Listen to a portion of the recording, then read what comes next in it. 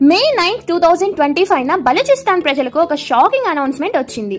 మీర్ యార్ బలోచ్ అనే ఒక బలోచ్ లీడర్ అఫీషియల్లీ డిక్లేర్ చేశారు. Balochistan is now an independent country, the democratic republic of Balochistan.